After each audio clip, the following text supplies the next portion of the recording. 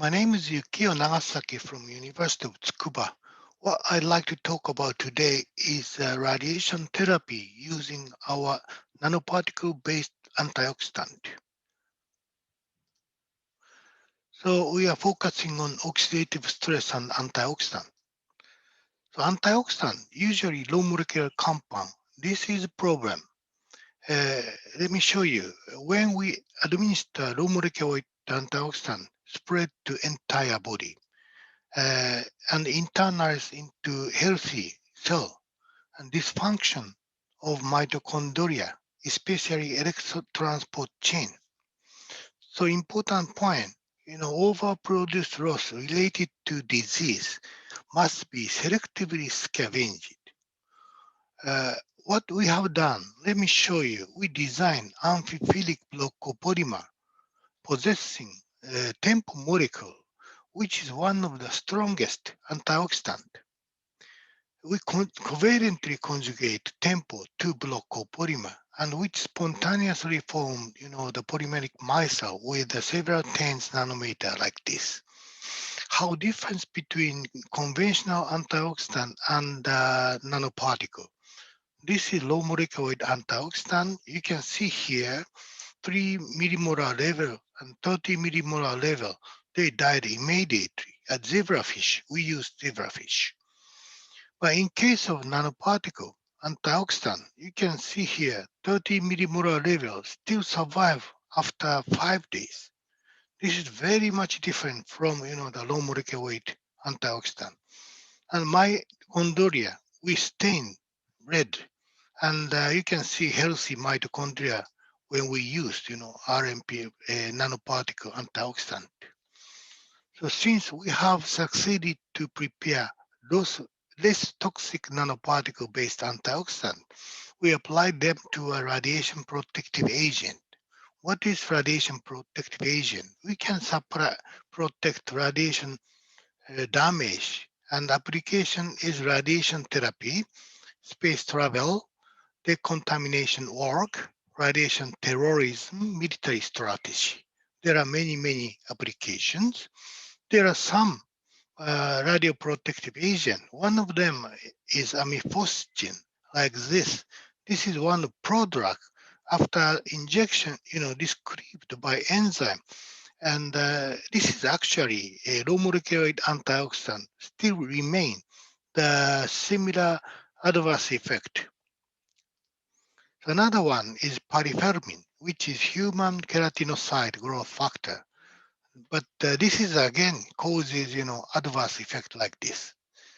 So protective agent given to healthy people must not be toxic. So we need to develop, new protective agent. We applied our nanoparticle-based antioxidant to radiation protective agent. We administer our nanoparticle subcutaneously. After 24 hours, we irradiate, X-ray. So this data of 7.5 gray is equivalent to 7.5 Sievert. You can see as compared to control organs, 7.5 gray radiation causes, bleeding like this, which means generated loss spread to whole body via blood vessel and attack to organs and causes bleeding like this. Low molecular weight tempo, antioxidant did not improve like this, but our nanoparticle based did not show any bleeding from the organs. So this is data of 6 gray exposure. You can see here the only radiation, all of mice died after 1.5 years. Low molecular weight antioxidant did not show, the clear difference. But in our group, in our RMP group, still around 80% of mice survive.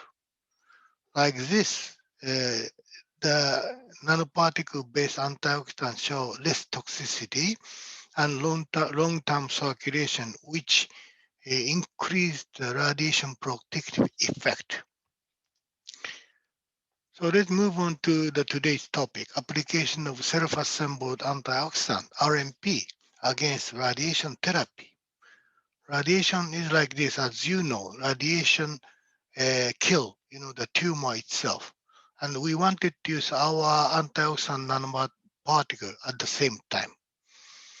As you know, radiation therapy, the radiation causes two different ways, indirect effect and direct effect. Direct effect kill DNA directly. Indirect effect, radiation generate reactive oxygen species and which kill, the DNA itself. So 70%, 80% is indirect effect and which mainly causes necrosis. And the direct effect causes apoptosis. In addition, generated loss here spread to whole body and causes adverse effect. We wanted to suppress this reactive oxygen species by our nanoparticle. However, as you know, nanoparticles tend to accumulate in tumor site, which is called EPR effect.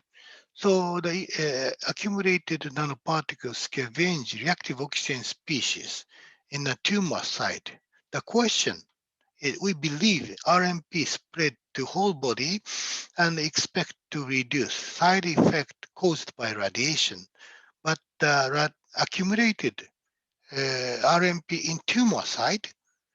So how the nanoparticle effect in tumor site, does the therapeutic effect decrease or not? So initially we may suppress the necrosis and achieve the selective apoptosis for the radiation treatment. So let me move on to the result. We use this system uh, using tumor-bearing mice, use amifocin as a control and our nanoparticle. Because amifocin is low molecular compound, we use twice dose as compared to nanoparticle. So this is a tumor progression curve. This is control tumor-bearing mice. Size increase like this. These are irradiation, saline group, amifocin group, and RMP group. We are amazed, the administration of RMP did not affect the tumor suppression effect, tumor growth suppression effect like this. So this is body weight data. Cold group without irradiation, healthy mouse and tumor-bearing mice decreased the weight like this.